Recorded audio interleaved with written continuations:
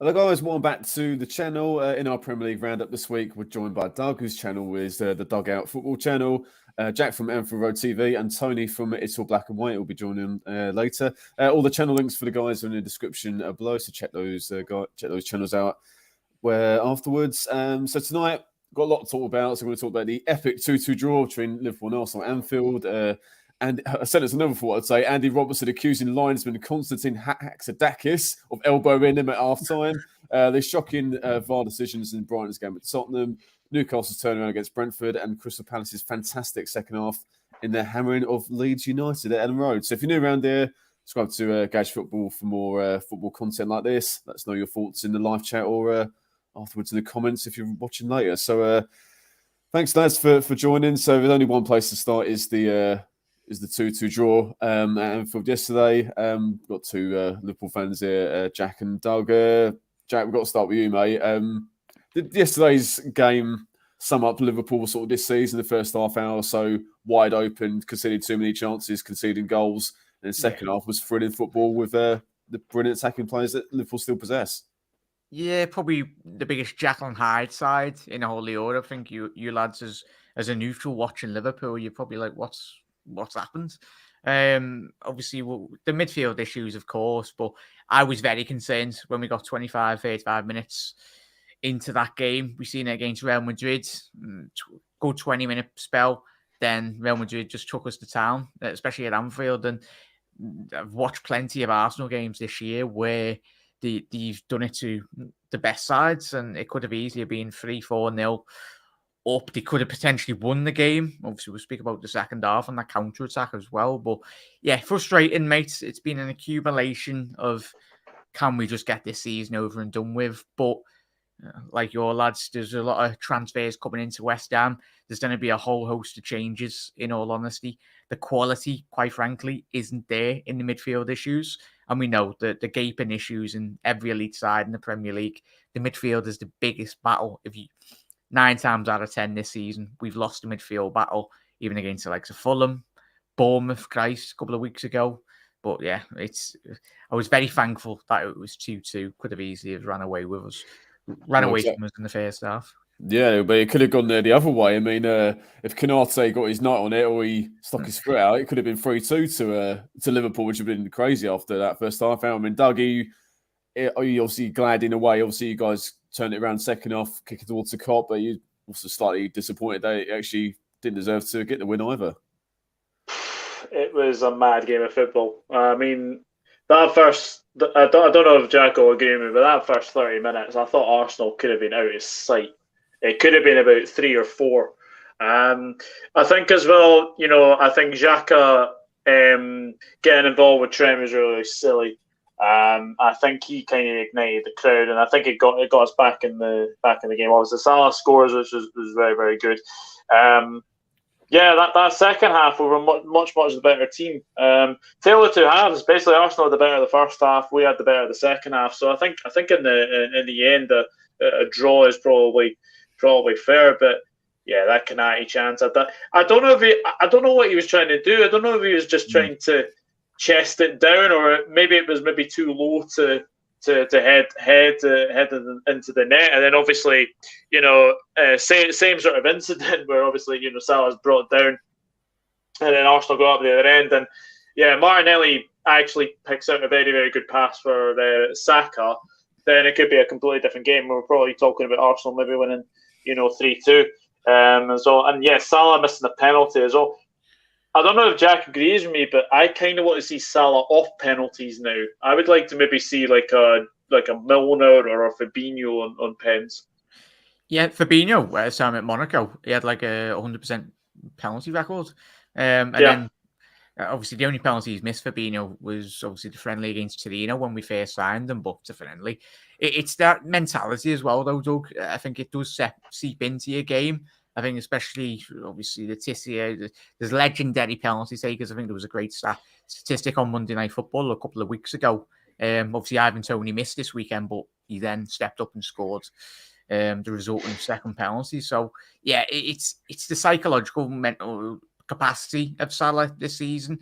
It just goes to show how he's even been affected in certain moments. Yes, he's got a lot of goals and all that, but I think even Salah, Virgil van Dijk, a lot of the players have been affected. But and the other teams around us have quite rightfully capitalised on Liverpool's deficiencies. Oh, good stuff. I mean, Dennis, would you say the Xhaka and Alexander-Arnold, come together? Did that turn the game? It turned the game. It turned probably the last 10 minutes of the first half, which is pretty much where I feel Liverpool got the result. The way they piled the pressure on towards the end, they wouldn't be doing that if they were 2 goals down. Liverpool getting that foothold in the game is what then catalysed them to come out second half and give it a go. Whereas they go in 2-0 down, I think it's kind of like, like you lads were saying to begin with, here we go. And Arsenal could have, thinking they're lucky to only be 2 down. I just think basically it fired up some of the Liverpool players, and some of the Arsenal players lost their head. I mean, Saka got a booking at some point in the game, and for Saka to pick up a yellow, who's one of the most inoffensive, not under the lack of a better term, undirty players out there. A fair bit of them. There was also there was, I think, Martinelli play acting as well, which because it's Arsenal will no doubt not get highlighted whatsoever. But as I said, we'll probably come on to it a little bit later. But all the thing that happened at half time again was because the players were quite riled up on both sides, having a bit of an argument. So I think just that 10 minutes of moderate chaos where Trent and Xhaka were squaring up to each other, that's where Liverpool got back into it. Otherwise, Arsenal in firm control, and they're on their way to a relatively comfortable 3 points, in my opinion. Not ruling out, could have been a completely different game if that hadn't have happened. But I just think that Salah goal came as a direct result of them losing their heads, which then got them a foothold in the game. Yeah, and Dennis, you West Ham fans coming to Anfield as well when you've had results in the past. It's one thing you don't do in English football, whether you go to Old Trafford, Anfield, big grounds, even St. James's as well. You don't get the crowd unsung. You don't give them an inch, in all honesty. Yeah, it's you'd think Arteta would have learned, but we've seen legendary managers, even Fergie, he said, and even me going the ground this season, it does me head in when it shouldn't take that. You're spot on, Dennis. It shouldn't take us having to. It feels like we've been 2-0 down in every single game this season, and then we start playing. Similar with Newcastle and similar with West Ham as well. Certain games or just teams when you sat there watching the team and you're like. But of course, that's what's required at the elite level when you're getting up to the tier of obviously Manchester City and Arsenal this season. It's about getting that consistent level performance, really. Mm-hmm. And what you're saying about what Doug said about wanting the season to be over. Again, I do think, and I do accept that maybe 70-80% of Liverpool fans are level-headed on this, but similar to us as West Ham fans, I think a bit of perspective needs to be taken into account of such as certain players are past their peak. You've lost Mane. But I remember yesterday, admittedly, this was in the pub, there was someone going on about this is the worst Liverpool season in their lifetime. I just had 2 words for them, which was Roy Hodgson. Quickly followed by Christian Poulsen. And Paul Konchesky as well. Yeah, a bit of context, lads. We've come a long way. Benitez's last, I'd argue Benitez's last season was worse than this, minus the what was then the UEFA Cup. And Brendan Ball, don't forget that as well, Christ. The second season of Brendan Rodgers. Stoke, wasn't it? Yeah, like I'm saying, a bit of perspective. You're probably still, I reckon, in the top 4 race. You're just a little bit behind, but a couple of wins towards the end of the season, as certain perennial choke artists might Spursy it up. I reckon 5th place is certainly not out of the question, and over like Klopp's first half a year in charge, and even then his first full year, that's like 5th, 6th was pretty much where you were battling. I'd rather us not get Europe, Dennis. I don't know how Doug feels, but I just don't want distractions. In all honesty, I'd much rather us focus next year. We can get the midfield sorted. Don't have any distractions. No more excuses, in all honesty. By law, it's going to be some world-class set of midfielders that need to come in. But I think any improvements is an improvement on Jordan Henderson and James Milner, Naby Keita or Alex Oxlade-Chamberlain. So Well, I have a Liverpool supporting friend that seems to think that Henderson is the greatest player in the cosmos and multiverse, and the reason we lost the European Cup final was because we started Rice ahead of Henderson, and yeah. So I'm not going to go too much further into the digging if they're watching, but to hear level-headed Liverpool fans acknowledge that Henderson, because Henderson for me has always been a great captain, not always the best footballer, which is why I think it's not so bad if he's declining, because for me, he's the glue that keeps you together. The other players do the business from where I look at it. But yeah, it was quite clear. I don't want to hog the mic too much, but it's quite clear from a neutral standpoint, especially the bit of the first half I watched, that in midfield you were seriously being overrun. I like how you said that yes, 3 wins can get you right back up the table. Have you been watching Liverpool this season? Like honestly, you cannot trust us with a barge pole. Like if you go into like a betting shop, and I'm not a betting man, but leave Liverpool off your accumulator, because 99 times out of 100, leave them 2 teams out of it, and Chelsea. Them 3 teams. Everyone else, focus on them. Exactly. Newcastle, they don't lose in the Prem anyway. Charles, back to the game, mates. I mean, Aaron Ramsdale, fair play to him, pulled some world-class saves, in my opinion. Not a word I would say too often. Particularly the one from Salah, deflected effort. I think it was off Gabriel. I think it went off. That was going top bins. Could those saves, could that point ultimately lead Arsenal to the title?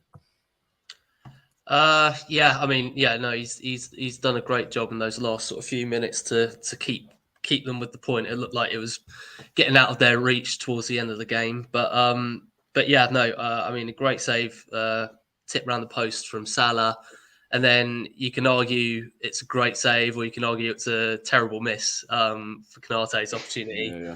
Either way you swing on that one. I think Ramsdale's proven that he's one of Arsenal's most important players, and for him to be in form heading into the sort of final stretch of the season is going to be very important.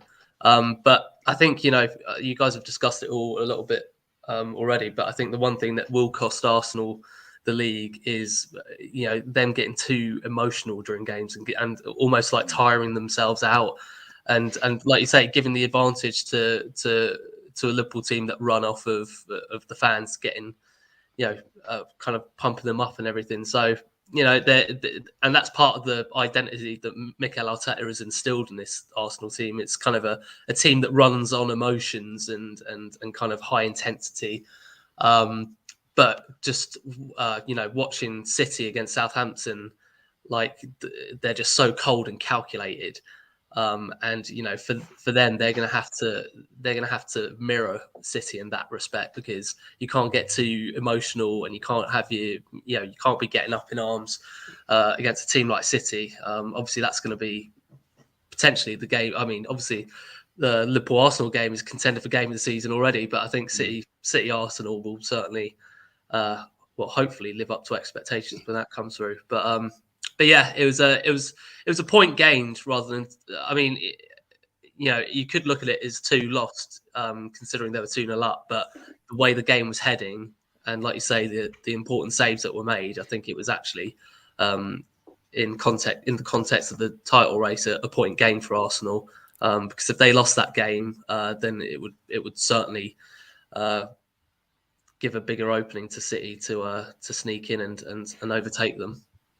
Do you think as well, like, obviously I'll ask everyone this, do you think Arteta made the subs too soon, or too late, I should say? Because I think if you look at like the subs that Klopp brought on, he obviously had Núñez, Thiago and Firmino, and I think they had to be brought on at the time that they were brought on. I just felt that Arteta should have had Trossard on and much earlier. Kirior sub, I did not understand that one at all. I can understand from a point of view that Odegaard was I thought Odegaard was pretty quiet there as well. I'm surprised he didn't bring Jorginho on just to sort of shore up that midfield. So I think Arteta's subs cost him the game yesterday. I would have brought on Tierney on earlier personally, and Zinchenko had done his job in the attacking sense. You want to shore up and hold on to the lead. I mean, defensively, as he showed for Firmino's goal, he's been like Alexander-Arnold when he's exposed 1v1. as you showed at City, I don't think he's up to much defensively, in my opinion. Yeah. Tony, thanks for waiting, mate. So, what are your thoughts on that? Obviously, it was an epic game yesterday. Yeah, it was, wasn't it? I only caught the last half of it, to be fair, but from what I saw of it, it was end to end, wasn't it? At one point, and Ramsdale pulled off 2 classic saves in the last few minutes of the game. That when he tipped around the post, and then that save from Kuati right on the lane. I mean, that was a hell of a save. He kept Arsenal in that game. It's probably a point earned for Arsenal now through Ramsdale, but because if Liverpool had won that, it'd be shaky for Arsenal to go on Manchester City, who've got a game in hand over them as well. So, I think they were lucky to get out of that with a draw, even though they were in control of that game at 2-0 up. No, exactly. No, totally agree. Could easily have lost it in the end. So, right, let's move on to another big talking point. This is at half time. Again, a sentence I never thought I'd say. Andy Robertson accuses linesman of being elbowed in the face. I mean, I'll leave the floor to you guys. I mean, there's a lot of statements that have been released, which I'll read quickly. So the PGMOL, they've announced a statement earlier. They will not be appointing Constantine Hatzidakis to fixtures at any league competition it serves, whilst the FA investigates the incident involving the assistant referee and Liverpool defender Andrew Robertson at Anfield. There's a lot of quotes from former referees. So Keith Hackett, who was formerly the head of the PGMOL, he told 5 Live earlier, ultimately, if he's found guilty of this, his career is in jeopardy. Mark Housey, former referee, has called for Hatzidakis to be handed an 8-game ban, matching the suspension by Alexander Mitrovic in the FA Cup. I think Mark Clattenburg has said he's actually done nothing wrong. So it's a contentious talking point. I mean, we saw the footage on Sky, Andy Robertson, Jordan Henderson surrounding the officials yesterday, and we thought, what's all that all about? Jamie Carragher tweeted on Twitter, basically what happened. We thought, what the hell is this about? And then they showed the footage of Sky as much as they could. Obviously, it's a bit grainy when they zoomed in, but it looks absolutely shocking, whatever it was accidental or not. Obviously, we'll talk about it. So, what floor's yours, guys? Who wants to kick things off on this one? Go, I'll take this one because I said on our group chat last night, I was like, am I the only one that thinks this could be completely blown out of proportion? Yeah, I mean, look, I don't think he's done anything wrong, to be honest. I think from what I've seen, it looks like Robertson's gone over and tried to talk to him about some sort of incident. He's put his arm on him and he's just kind of shrugged him off. He's not tried to be aggressive or anything. It might look like an aggressive action, but I think he's just literally get off me. That's the kind of appeal. That's the kind of situation that I saw. And then of course Robertson. I mean, obviously we have 2 Liverpool fans here, so I want to be as respectful. He doesn't help himself, Rob. He doesn't help his cause. Yeah, what was it Roy Keane said? Big baby, it did it about 3 times. I like Andy Robertson as a player. I think he's a quality. I really like him as a player, but he's obviously known for kind of chatting back and he's the biggest wind-up merchant. I think all of our very teams... big wind-up merchant. No, he's quiet as a church mouse. And same goes to Jordan Henderson to a certain extent. Maybe not as bad as Robertson, but he can obviously pipe up and I thought it was Henderson at first, but then obviously they zoomed in and everything. But yeah, I think this ref has been caught up in a non-controversy. There's nothing going on here, to be honest. I mean, if you're non-controversy. It is a non-controversy. There's nothing going on. I think it's just Sky zooming in and going oh, hold on, let's blow this out of proportion. And obviously Robertson didn't help. I think they did though, Charles, because the sheer reaction and hysteria of Robertson, Henderson. Yeah, exactly. Robertson doesn't help the situation, but I think realistically, Robertson's put his arm on him, which he shouldn't be doing anyway. You shouldn't be touching the ref. And he's maybe more aggressively than needed to kind of shrugged him off. But everyone's kind of seen that as some sort of kind of Zinedine Zidane attack on Robertson, and I think it's just been completely blown out of proportion. I think it would be and I get why they've kind of put it into the same conversation as Mitrovic, because obviously Mitrovic did very much put his hands on the ref and meant it. It was very purposeful what he was doing there. But I really don't think this ref should be getting any. I'm surprised he's been taken off the games. I know they've got to investigate and everything like that, but I'd be very surprised if he gets banned at all. If he gets banned, this is getting clipped up. So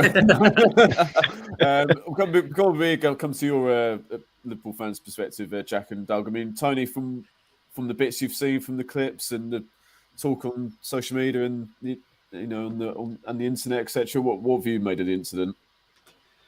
I mean, you clearly see the elbow, but how much it hits him, you can't really tell from the footage. Yeah. But if Andy Robertson's given the verbals, there's only so much somebody's going to take before the snap. Yes, they should be a bit more professional because they're above the players. They should be leading an example. Yeah. But as I say, you can always. You look at you go back to the Liverpool game when they beat Man United 7-0, and you look at Bruno Fernandes pushes a linesman. Now, how does he get away with that? Yeah, that's a really good point. Yes, it's not as aggressive as what Mitrovic was against Chris Kavanagh, and Chris Kavanagh actually did quite well to keep his cool because he could have turned around and lamped Mitrovic one, but he didn't. And good luck. Yeah, so let's hope. I mean, thing is, see how it goes and see what the investigation comes up with. But really, they need to see what Andy Robertson said to him. I mean, if he's been going on in the whole game or whatever, then it's not really great. So maybe just too much has got to him. And he's just said something far too much, and he's just turned around and just said, "Have that," Maybe he's not meant to hit him. Maybe he's just done that to maybe just get him out of the way. Who knows? But I suppose only Constantine Hatzidakis knows what he's done, and whether the referee's got it in his report, whether the referee's heard anything. I know they're saying the player that was behind them, I think it's an Arsenal player. They want to know if he was witness to it and see what he's seen and heard. So I suppose it'll all come out in the wash. But I think if he loses his job over it or gets banned for it, I just think it's absolutely ridiculous. Because I think, when you think, yes, we don't like the way these refs and that do stuff, and we've seen so many controversial decisions, not just this weekend, but in previous games and all season. There's no excuse for an assistant to do that. But as I say, it might have just been give the elbow, just push the elbow out. Might not have wanted to catch him in the face. It might have just been a way of just saying, look, just get away from me. I don't want you near me. Yeah. No, I pretty much agree with what you said, Tony. I think you shouldn't grab anyone wherever you are, let alone the fucking football or sporting officials. You shouldn't grab them anyway, right? And he's probably Hatzidakis is probably like, don't touch me, get off me. And he might caught him a little bit, but it's not like he's actually done that though, or he might. It would have been made a bill if he dropped it, if he'd done a Bruno Fernandes or a Lord Harold Kane. It's not, he hasn't done the rock people's elbow, has he? Let's have it right. No, so, do you know what I mean? So he might just graze. It might just get off me kind of thing. And he might graze Robertson, but not excessive force. That's the only thing that he's done wrong. I've just rewatched it again. Is that I think it's just how high the elbow goes up, and I think everyone's interpreting that as a purpose, as a purposeful elbow in his face. And I'm not sure he did mean to do that, but I can see why people might be defending Andy Robertson, for example. It's such a weird. If we shouldn't be talking about this, it's such a weird. And I think we can all agree on the panel. These refs are an absolute utter disgrace. We pride ourselves on having the best product in the Premier League, and it's officiated by absolute clowns. Sheffield United. Sorry, Jack, as we'll touch on in a minute when we talk about the Brighton VAR decisions, but we'll come on to that. Yeah, but even Sheffield United got relegated off the back of Aston Villa's goal 2 seasons ago. And I do agree with the lads. It is, of course, I'm part of the game. It's just about getting clicks and all that, and I called it I played the game, do what TalkSport and other sports organisations do, and said it was an absolute controversy. And then I had all the Man United fans coming in, but I suppose it's all about getting your fishing rod out there and getting them in and getting the clicks and all that, exactly, winding them up. But yeah, a couple of these refs, I think when we've all watched our teams, you've all got massive egos. But I'd agree with the lads. Tony's spot on. Robbo and Charles, like Robbo does wind them up. He shouldn't be doing that. He should be 5 yards away from the linesman. If he's got something to say, tell Endo and all that. But yeah, I think just get down the tunnel. You've got to go back. Yeah, get down the tunnel. Just get down the tunnel. Go to the dressing room. Yeah, I mean, for me, it's like it's sort of been touched on by everyone. Is like it's the whole situation doesn't happen if Robertson doesn't approach the linesman and whatever has been said, or not even what he said, it's just the way you come forward to it. One thing I'm going to say is that Robertson sort of, maybe tongue in cheek, but he's sort of seen as like, mouthy wind-up merchant / wannabe hard man of the team. Can you imagine Roy Keane or Stuart Pearce reacting like that if the linesman had elbowed them or tapped them in the face and stuff like that? It's kind of the context, I think, where, that's why Roy Keane's probably saying he's a baby and things like doesn't help, but it's like I don't understand why it's happened. I don't understand what's going on. Linesman probably will get bumped down to Championship for a little bit or something like that, or at least till the end of the season. It also doesn't help, and I say this with great respect. I think if it was not any other club, but there's a few clubs that I think if it happens to a player of that club, it's more of a bigger deal.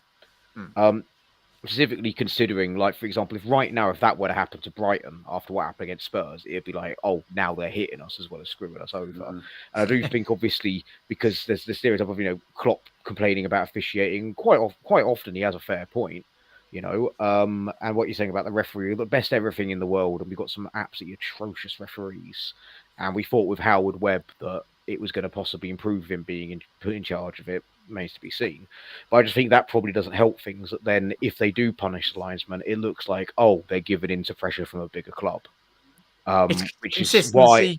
Dennis, isn't it? No, I know. I'm saying, but what I'm saying is, if the linesman's then punished, lots of fans will go, typical, happens to a big team and the linesman gets punished, but when it happens to Fulham, the Fulham players get punished. I'm not saying it's the same thing, but you know what I mean.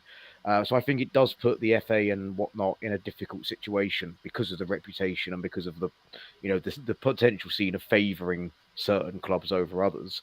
I just think it's a mess, and I think whatever happens, it's going to be a piss take, personally. But then you get Dermot Gallagher coming out this morning on Ref Watch saying, we've got top quality officials in this country. No, we haven't, no, we haven't, Dermot. We have not got top quality officials. There is only one top quality official in this league, and that's Michael Oliver from Newcastle. He's the only one who is actually top quality. The rest of them are mediocre. Even Anthony Taylor's poor. Less said about Anthony Taylor, the better. That's why I saw Michael Oliver in a Newcastle shirt on Twitter the other day. Yeah. That's why he's the best one. Winded up the Man United supporters anyway. Yeah. Well, it made me laugh yesterday in the pub when some of the ref decisions were going on. My mate that's a Liverpool fan, this is not the one I'm referencing earlier, this one's a normal one. And he was like, I only betting this is Anthony Taylor, because the joke being like, they're all so bad, you can't really tell them apart. You just got to look at the hairline to figure out which one's what. Basically, so if they're bald, it's most likely to be Anthony Taylor.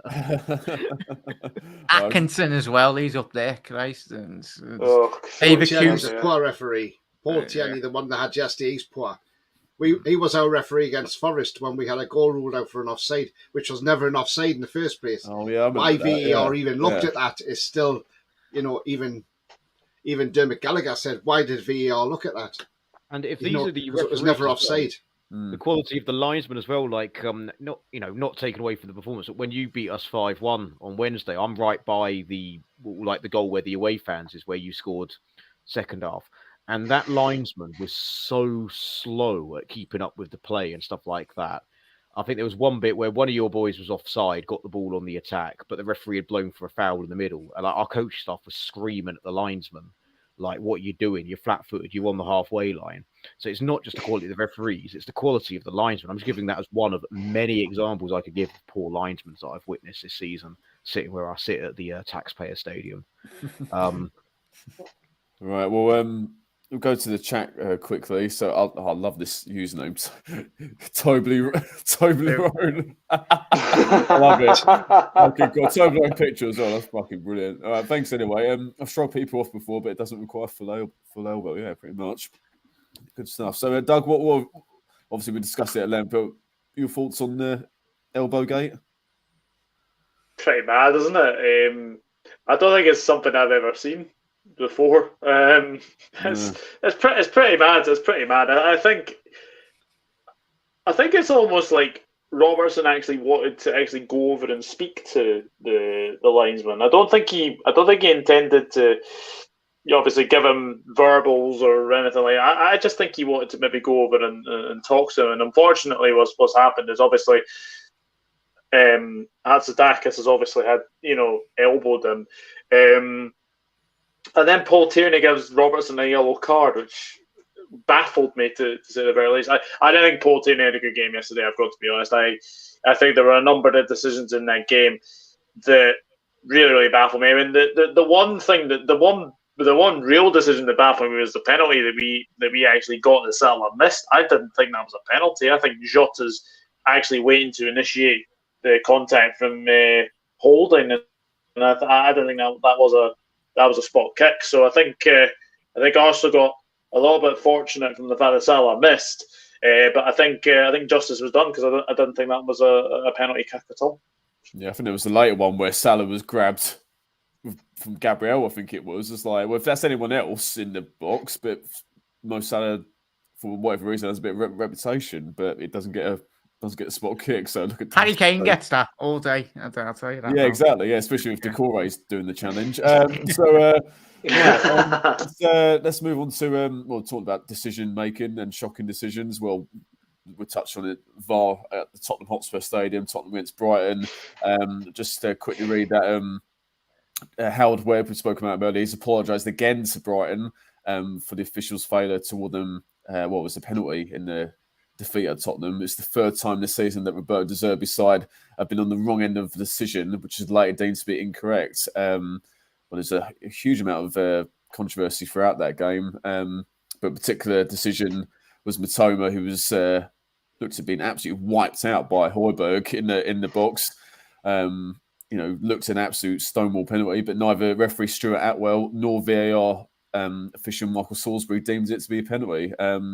Absolutely shocking. And Brighton pissed all over Tottenham from what I saw in that, but they, thanks to these decisions, they didn't win. So let's go with Dennis. I mean, what did you make of those non-decisions?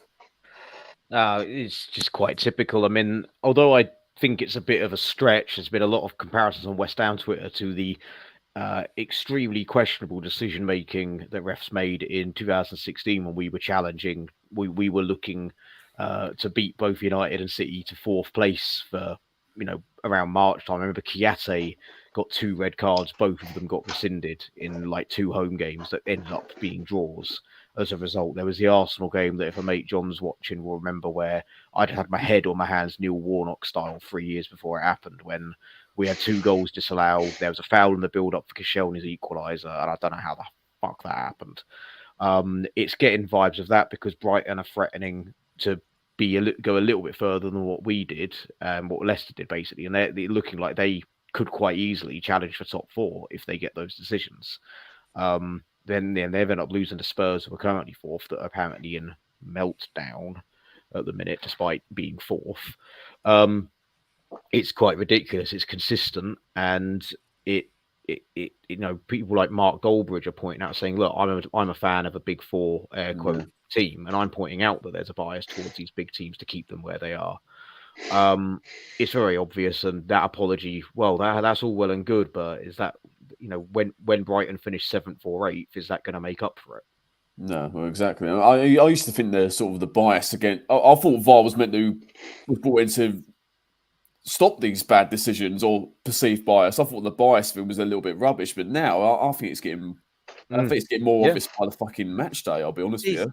Yeah, I done the World Cup games, Bill, and I think we all watched them. Like, there was no issues there. Like, it's the technology sounds, but it's the Muppets controlling. Apart from the Qatar opening game, that was a bit strange. Oh, yeah. Apart from that, I would agree. No, with that, what the problem was, and this is where VAR works. Like, there's a great example of in Germany. I think I can't remember if it was Leverkusen against someone where referee 2 times said, "No, that's not a penalty," and booked the player for diving. Both times looked at the monitor and said, "Actually, I'm totally wrong." Rescinded the yellow card, gave the penalty both times. That would never happen in England because it's the ego of the refs. Like, when it came in, I remember it was all like, "Oh yeah, but the refs will still get the decision, not the technology." In countries like Germany, they're constantly telling them, "Ah, now you got this wrong, mate. Ah, now you got this wrong, mate." Whereas now in Britain, it's not quite like that. It's like, okay, ref has to sort of be like, "Yeah, consulting VAR." Like, the amount of times we see it at London Stadium where is VAR going to do anything within 30 seconds? Ref just shakes his head and goes, "No," and jogs on. So it's the policy and process that we have in this country that means that VAR is now up to referees' interpretation, and it works better in Europe, it works better at Euros, it works better at the World Cup because you don't have those shenanigans. You don't have the ego of Mike Dean, who still looms over like a spectre over the Premier League despite being retired.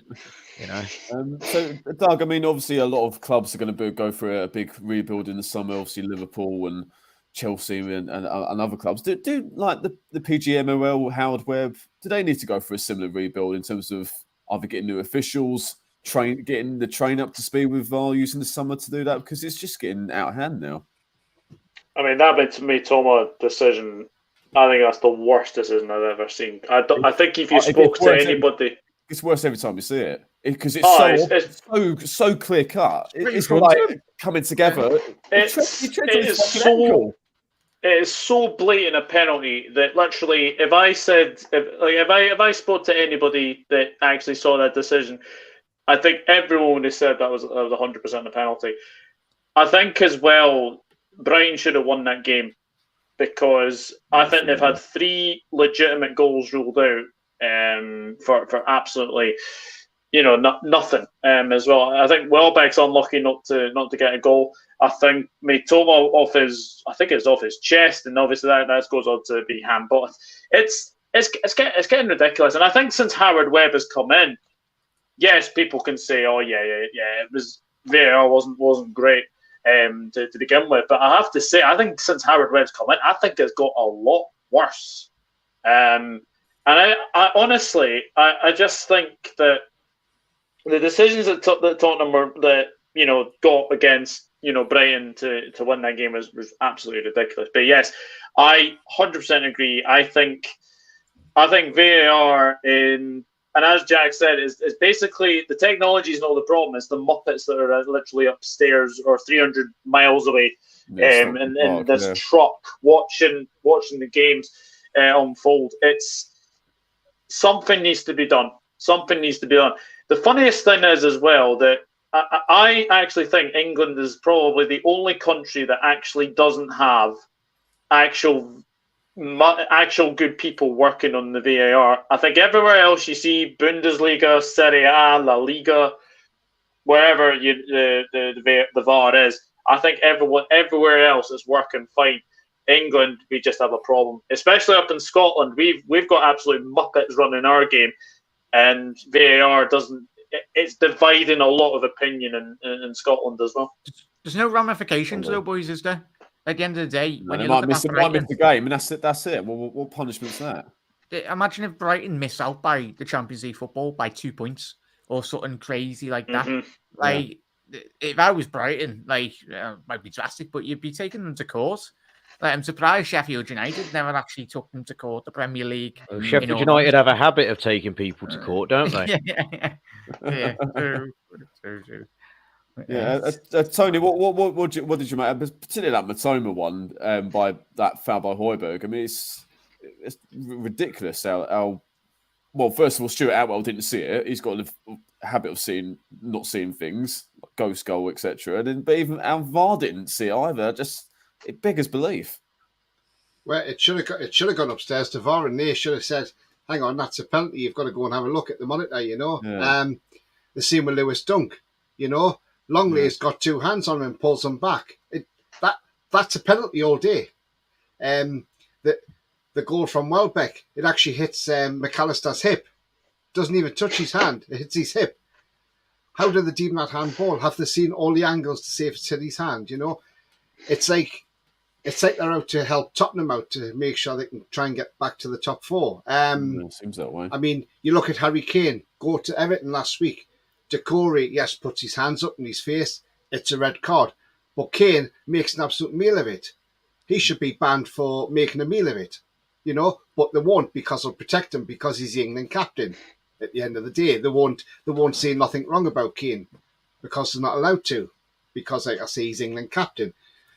You know, it's a disgrace, and he apparently done it again on Saturday. He cheated again on Saturday, but you know, but he just thinks he'll get away with everything. But I mean, yeah, Brighton should have won that game 4-1 easily. With the VAR decisions that went against them, and apparently Brighton have made a statement today saying they're not interested in the apologies. They now want answers from not only Saturday but from games gone by as well. They've apparently give Howard Webb a list that they want answers for. No, well, fucking hell, Howard Webb's inbox is going to be like explode the way the amount of decisions that have gone wrong. I mean, Charles. I mean, what do we actually? What is the PGMOL? What is the Premier League? What, in terms of getting these VAR decisions right? I mean, they're meant to make football easy and get the correct decisions, and it's just it seems to be getting worse. Each game goes by. Well, some of the boys have already touched on it already, and the reality of VAR is that there's nothing wrong with VAR, but there are problems with the people that operate in the systems, both on and off, both on the field and back in the studio, whatever it is. But essentially, one thing that we're overlooking here is that VAR should have corrected the mistake, but the ref was like 6 feet away from the incident with a clear view of the initial incident and didn't give it. And I think that's the trouble with VAR, is that you've got the on-field referee making a wrong decision, and then you've basically got 4 clones of that ref back in the VAR studio, and what they're going to do is they're going to look for a reason to support that ref's decision. They're not actually going to look for, unless it is so blatant that they can't think of anything else to go against it. They're going to say, look, because if I was because when I watched that on matchday, I was thinking to myself, I bet you they're thinking, oh, he's on his way to ground there.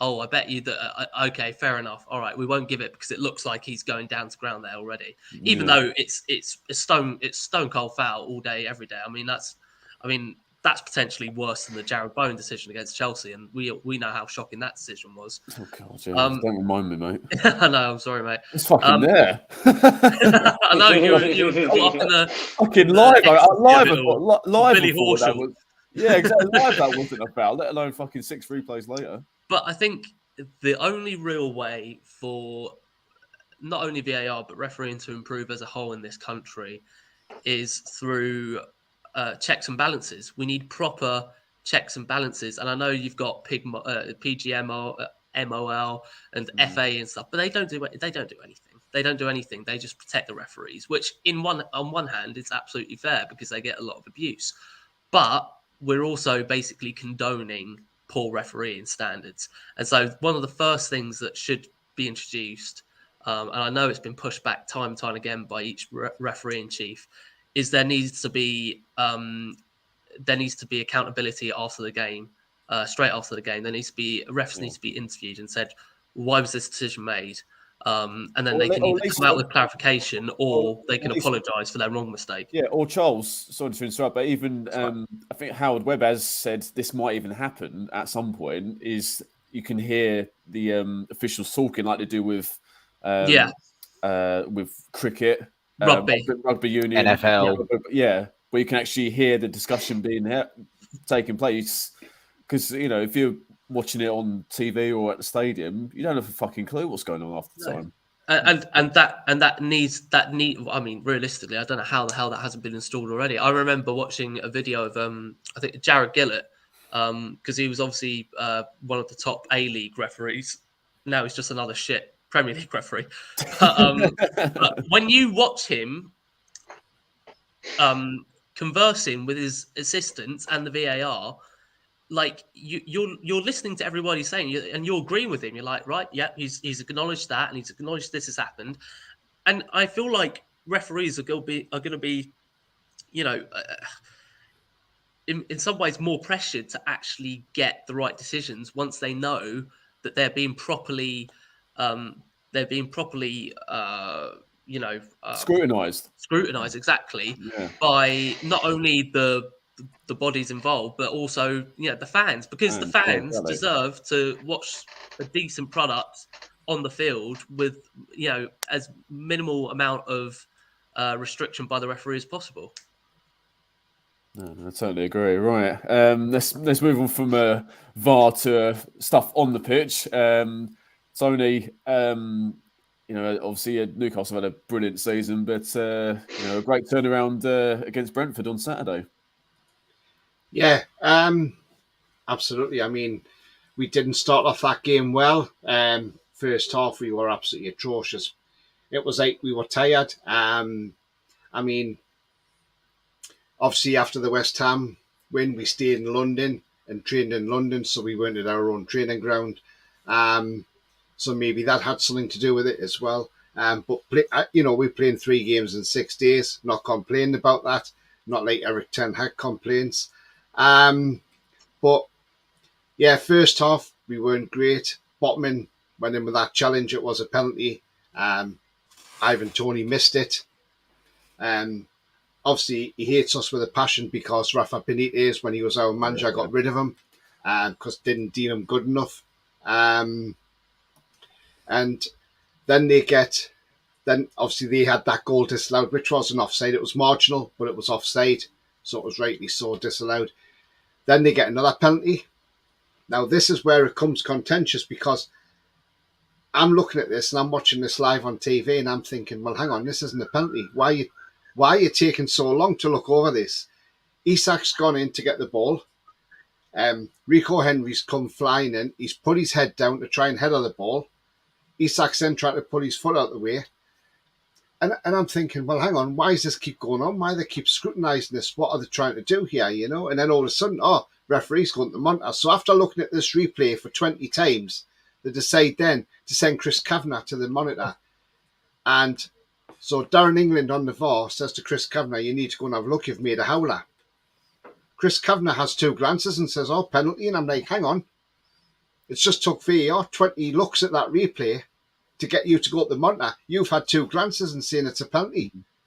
So, have the balls to stand up and say, look, actually, I'm sticking my decision. I didn't think it was a penalty. I still don't think it's a penalty. It's not a penalty. It's a goal kick to Newcastle. Simple as. That's all he had to do. But instead, no. I'll go with the VAR and I'll take your decision. Yeah, it's a penalty. And it was never a penalty. And Ivan Toney scored. And then second half, we made a double change right at the start of the second half. Callum Wilson, Anthony Gordon comes on for Longstaff and Jacob Murphy, which I thought was a good move. Because I thought they looked a bit the first time. They weren't up to it. And we totally changed the game. Joe Linton gets in the box, comes off Fryer into the back of the net, makes it 1-1. And then, then we win a second ball in the midfield. Joe Linton then passes it down the line to Wilson. He then cuts along the box, passes it to Isak, who scores a terrific goal from the edge of the box. No way Raya's getting near that.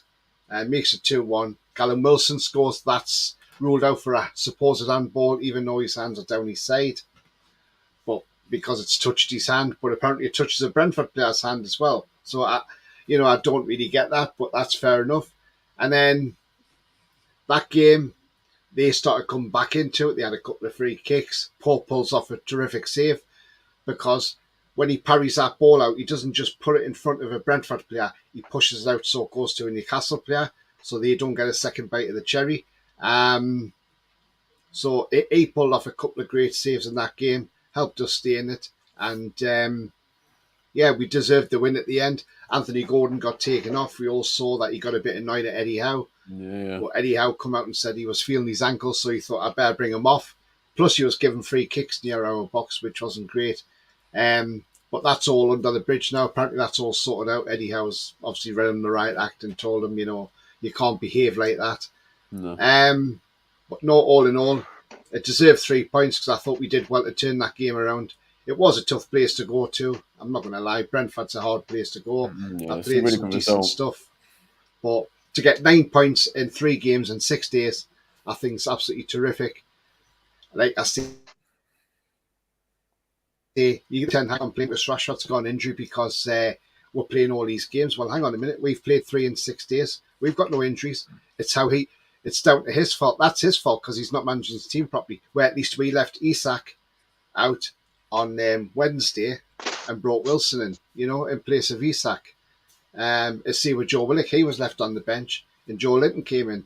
Wilson and Joe Linton come in and score 2 each.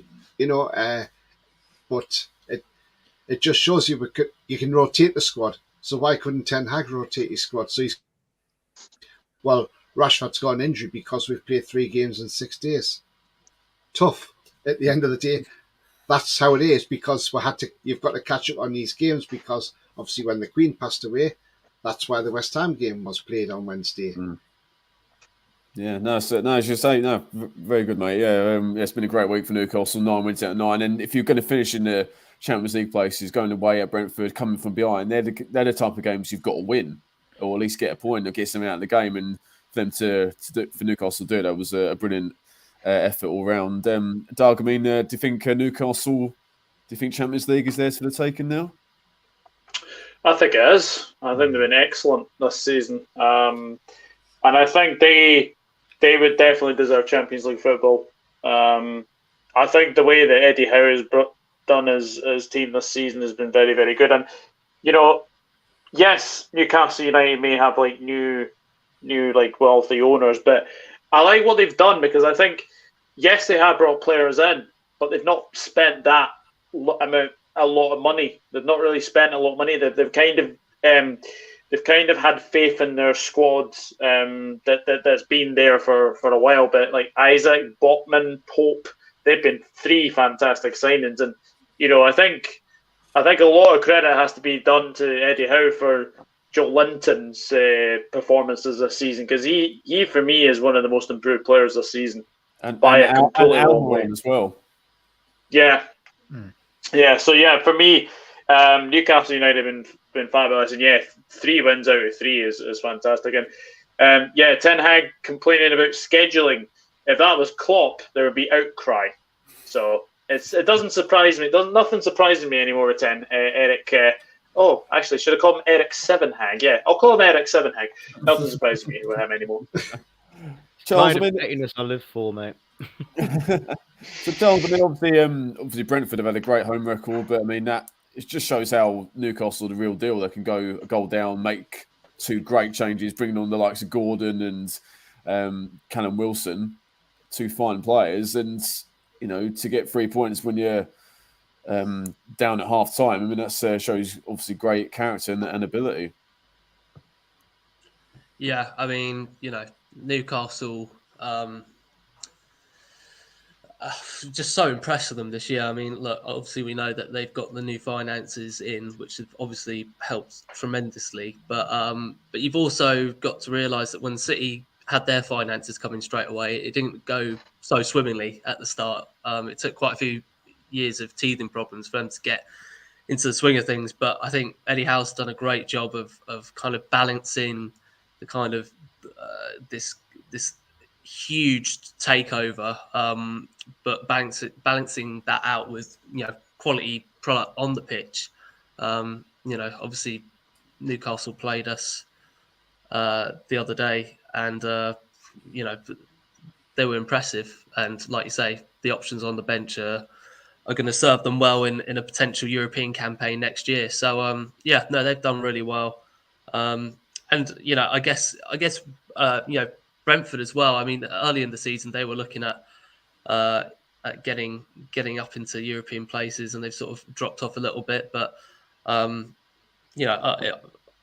like to see them, push on next season. Hopefully, they've been fun to watch, Brentford, over the last couple of years, and hopefully they have a good chance at break into European places, sort of like what Villa have done this year. No, totally. Jack, I know you got to go, mate, but just finish off on Newcastle. I mean, to only lose 3 league games, Yeah. 2 of those to you guys. One was in the last minute at Anfield, and the other one was when Newcastle had 10 men. So they surely deserve a spot in the Champions League this season. Yeah, I've got a big affiliation to Newcastle. Love it. Love the city. Got a load of Geordie mates. And it deserves it after the absolute utter disaster that they've had under obviously that tyrant, probably one of the worst owners we've seen in Premier League history, under Mike Ashley and the swine. But yeah, it's the mentality which I love about, similar with Newcastle and Arsenal, 2 of the teams this year that have really put teams to the sword. You watch a player like the Joelinton, for what he lacks in certain areas, he doesn't lack in his mentality. He's a constant runner. Jacob Murphy coming in, doing the job. Obviously, Callum Wilson, Isaac, I think they complement each other so well. Coming off the bench, that's what you need in big moments. When you look to the 60th minute, a lot of teams in the Premier League really struggle for goals, and it's the mentality of what Eddie Howe's done. Obviously, I don't know if you've seen the interview that Jake Humphrey done prior to his move to obviously Newcastle, and he speaks about obviously the mentality, what he done in that year, absence. He's a student of the game. He learned his flaws. Everyone and the Nan knew that's a great interview, by the way. Yeah, is that the high performance one? Yeah, I think there's 2 of them. There was one. Oh, okay, yeah. Really good watch. Yeah. He took a month, and that's what I want to see from managers. You see Brendan Rodgers off the back of him losing his job at Liverpool. His defensive structure in his team is an absolute car crash. He's not really learned. Eddie Howe, everyone knew his Bournemouth side struggled in the Premier League, but chalk and cheese when you analyse this Newcastle team. They're one of the most difficult teams to play in Europe. Well, he went. I think it was on Diego Simeone and other teams. Yeah, he went to and obviously Simeone and Atletico Madrid defensively solid as you can get. I mean, you could clear influence on Eddie Howe this season. That's what I want to see from my manager. And even Jurgen Klopp, I've questioned his tactics, and it's a big summer in terms of going into next year, because you can talk about Liverpool getting the midfield issue sorted, but tactically, Liverpool this season have been absolutely flawed. Off the back of a quad, I think a lot of that was down to good luck at draws in terms of who you get in the competitions. But Newcastle, exceptional. I've got Tony and the Newcastle lads, you will be getting top 4 this season. And I tell you what, Newcastle, as we know, will be absolutely bouncing on a Tuesday and Wednesday night and those European nights. I was very young watching Bobby Robson, obviously Newcastle. They know what it is and they deserve it after the horrible years under Mike Ashley. I'm excited for them, and I'll be always keeping an eye on their results. They'll do well. Yeah, I'll tell you that now. They'll do really well. Yeah, I echo that as well. The thing with Eddie Howe is obviously, yes, he spent time with Simeone, and he also spent time with Sarri at Juventus. So to go out and learn his trade rather than like some managers, when they lose their jobs, to just sit on their backsides and do sod all. But at least Eddie Howe went out and about to think, right, well, how can I be a better manager? And that's exactly what he did. And I know you go back to last year when we were in that, we hadn't won a game. We got rid of Steve Bruce, and Martin Samuels comes out and says, I don't know why Newcastle's took Eddie Howe on when they could have had Steven Gerrard. They've missed out on a huge manager there in Steven Gerrard. And I look at it and I think, do you know what? Eddie Howe's been brilliant. Eddie Howe was my choice. We go back to last July before 3 months before the takeover. Newcastle were actually talking to Eddie Howe because Mike Ashley asked Lee Charnley to go and speak to Eddie Howe about maybe sacking Bruce and bringing Eddie Howe in. Now, had he brought Eddie Howe in from that start, and then when the takeover had gone through, God knows where we would have finished last season, because it took us 14 games to win our first game, and it's now the first time that's ever been done in the Premier League and the team stays up. We didn't get our first win till December the 4th against Burnley. But when we actually finished the season, we actually finished 7 points behind West Ham, who are in 7th place. Yeah. And to think how bad we were to where we finished, considering the signings we brought in, Dan Burn, Matt Targett, in the January window. Kieran Trippier, that's a hell of a signing, Trippier. You know, that was a bargain at 12 million. And we brought Bruno in, who hasn't played Premier League football. But Eddie Howe, clever management, kept Bruno on the bench and brought him off for 10 minutes here, 15 minutes there, build him up. And then eventually when he had to start, boom, he was straight into it. And he's one of the best midfielders, if not in the Premier League, if in Europe. But, and you're right, we haven't spent a lot of money. And, you know, because obviously we've got to be careful with FFP. But once we start getting some bigger sponsors in, I'm sure the FFP will work itself out and we'll be able to spend a bit more. But for what we've spent on players, I mean, Dan Burns being probably one of the best left backs in this league this season, and considering he's 6'6" or 6'7", you know, he should be a centre half, not a left back. Yeah, I mean, you must say, improve. just got a question of the transfer fees only because I just want to clear something up because I went on Transfer Market, and it seems to think you spent close to 200 million. So I don't know how accurate that is, or whether it's like in West Ham, we love saying we signed someone for 40 million, but in reality, we spent 10, and the rest is in stupid add-ons, such as when Skamaka becomes the first football player to score on the moon, we'll give Sassuolo like £5 million or something like that. But yeah, it just seems to think you spent 189 million. So I don't know how accurate that is because I don't remember Isaac being £70 million personally. It was about that. Yeah, I don't 58 remember. million plus 5 million add-ons, so 63 million in total. But that's all being paid in instalments. Yeah, and to get round FFP. I think the only signing you've made that I'm sat there scratching my head about really is Gordon, in my honest opinion. But time will tell with that. But you have made young signings as well. Like, I think Kieran Trippier and Nick Pope, I think, are your only signings you've made over the age of like 28 or something like that. So the players you bought are going to be big installments. Like Botman, the first penalty, that's the first mistake I've ever seen Botman make, really, if I'm honest with you. Him and Aguerd. Yeah. I mean, Aguerd made one error against you guys and didn't have a great game in the FA Cup for us. But him and Aguerd are like the two best centre-back signings this season, in my opinion. And considering there was last minute talks of Newcastle trying to hijack the Aguerd bid, them two together at centre half would be insane. But yeah, really, that's pretty much like with Newcastle. All I wanted to say is say what you like about the investment and things like that. But Eddie Howe has bought pragmatically and youthful players. He's not like when we had the Icelandics take over and we signed players that were really good on Total Club Manager 2004. Solano, Lundberg, But Dennis, on what Charles said earlier about City, Man City when I think Tachi Siniwacha and obviously the and then obviously who they've got in now. I think the only thing I'd say is that with City, there weren't really the scouting network that I imagine Newcastle would have had even before they got bought over. So I think it's actually been an easier transition because football's evolved a lot in those 12 years. But Dennis, even so, Man City bought the established players: Robinho, Adebayor, Bellamy, Santa Cruz, Benjani. Yeah, Benjani. Bought a shitload of players, and they're like, did any of them really fit? No, whereas Newcastle, sorry, Dennis, I'm still speaking. So whereas Newcastle, they've bought players that fit their system and how Eddie Howe wants to play, and every signing, obviously Gordon's still fairly new, but every signing has been a real success. Yeah, I mean, main thing I was going to say was a lot of that down to management structure, because obviously Eddie Howe got brought in after the takeover, whereas the Dubai group inherited a manager they didn't particularly want or never really felt they wanted in Mark Hughes. Backed him anyway, and Mark Hughes made some quite erratic signings, such as Roque Santa Cruz, which I don't remember him doing anything in a Man City shirt, yet cost almost as much as Adebayor, and not far off Robinho.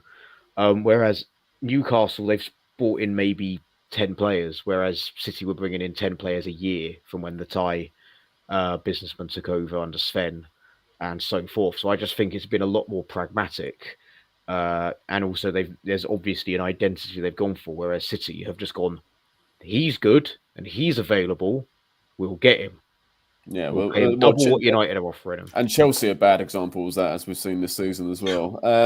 So let's finish off this chat with Crystal Palace. They absolutely hammered Leeds yesterday, even though they were 1-0 down. They beat Leeds 5-1 at Ellen Road. I mean, Charles, I think most of people, Palace fans and neutrals, are scratching their heads when Patrick Vieira was sacked. But Roy Hodgson, I mean, it's might as well rename Roy Guardiola. They had 30 shots against Leicester in their 2-1 win. And then yesterday, they scored 5 goals and had like 16 shots. It's like, well, the pragmatic Hodgson's been thrown out the window. They brought someone else in. It's 2 really good wins. And especially yesterday, as I said, they were 1-0 down. And Leeds were the better side, but a brilliant turnaround in the second half.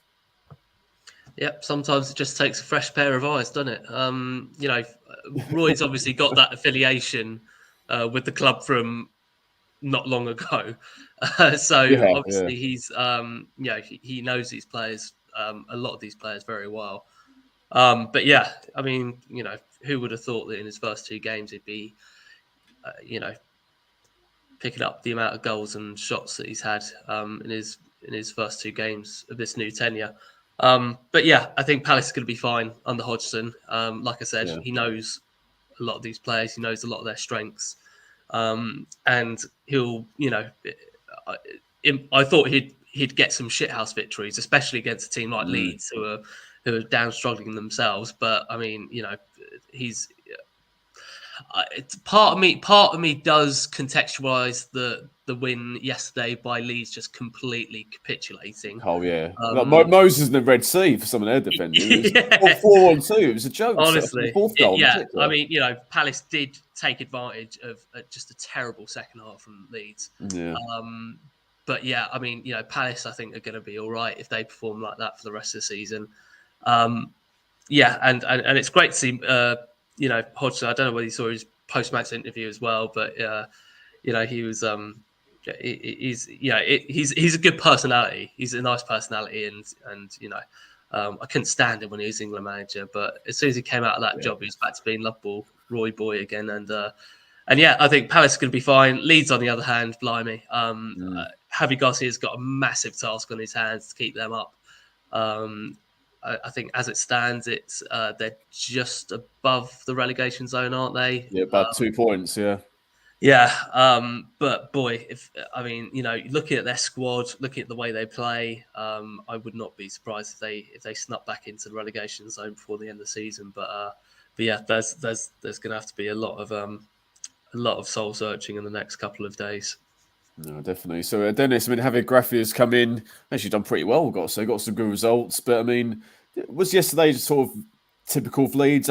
Since they got promoted, they're brilliant and wild and exhilarating going forward, very much like they were under Bielsa and to a lesser extent Jesse Marsh. But then they're so wide open, like it was like a practice game, like men against boys. Some of the defending, it was shocking.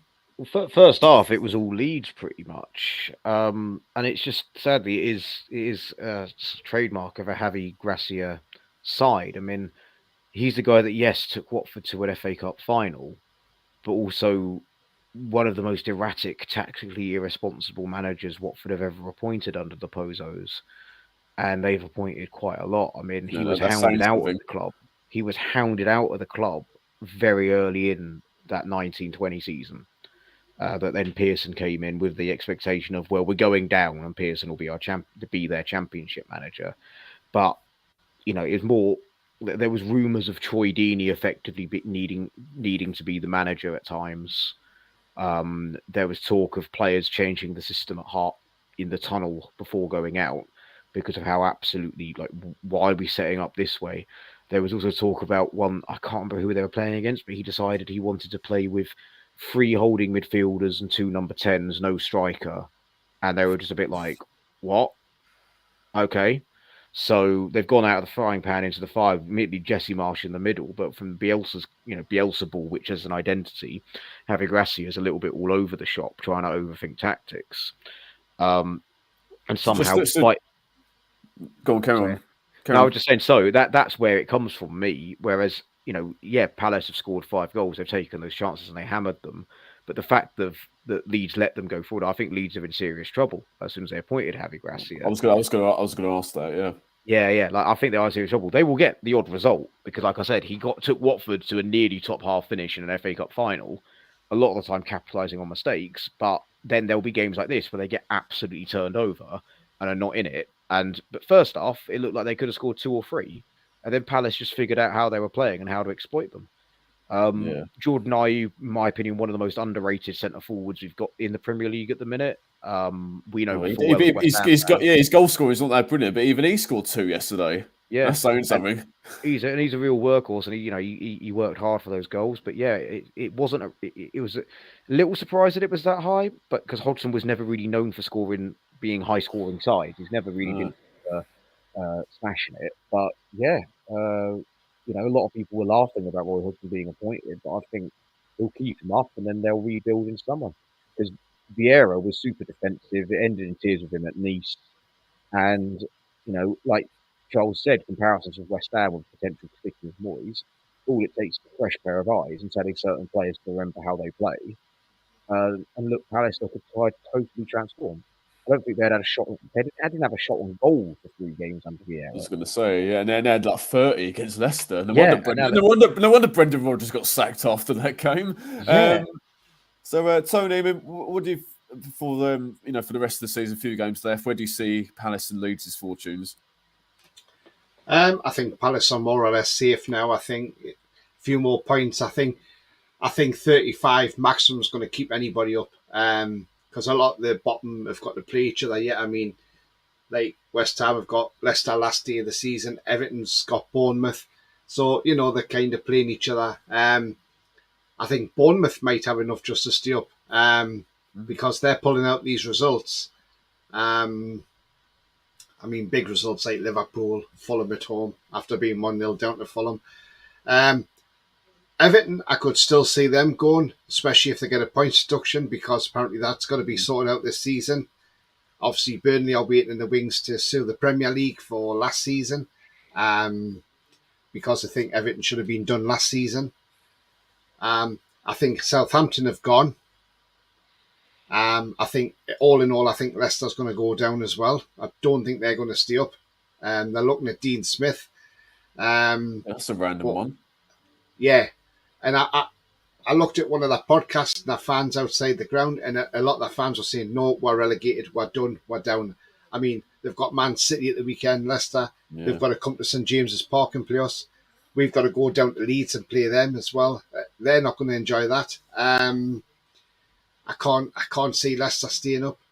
So the 3 that I think would go down will be Southampton, Leicester, and I'm going to say Everton, because I think Everton they're not good enough. I really do hope they get done for the FFP, because they are massively over the top on that, and I really do hope Everton get that just desserts and go down. I felt last season they should have been given the points deduction. One for the when the fans came on the field and disrupted the game at the end. That was a game where Vieira got pulled by the FA for kicking a fan. Well, what's he supposed to do? A fan goes up and puts a middle finger in front of his face. What's Vieira supposed to do? Just stand there and let him do it. The fan wants elbow him in the face like the linesman. That's what he should have done. Yeah, well, that's it. The fan wants to think he's lucky Vieira didn't smack him one, because he would have knocked him out. And the thing when we played Everton and that Stop Oil protester came on, the Harry Potter lookalike, and tied himself to the goalpost. Yeah, and then somebody handed the steward a knife and says, well, I cut it. And he goes, no, and he gave it back. It's like, well, come on. What's going on here? So it's a mess, Everton, and I really hope they go down. So yeah, I'm going to say Southampton, Leicester and Everton. I think that's a fair enough shout. If Everton don't get a points deduction, then I think it could be Forest, or it could be even Leeds. So I think Forest are woeful. Buying all them players, I know they had to buy players in, but it's a mess. Steve Cooper still doesn't know his best 11, does he? Yeah, well, if you're relying on Serge Aurier as your right back, you're definitely in trouble. Great. Well, lads, thank you very much for joining. Tony, you in particular, thanks for coming on, and we'll have you on again soon. So thanks, lads. Thanks everyone for watching. Subscribe to Gage Football if you're new. Subscribe to Tony's channel, Doug's channel, Jack's channel. It's in the description below. And we'll see you soon. Take care. Thank you. Bye-bye.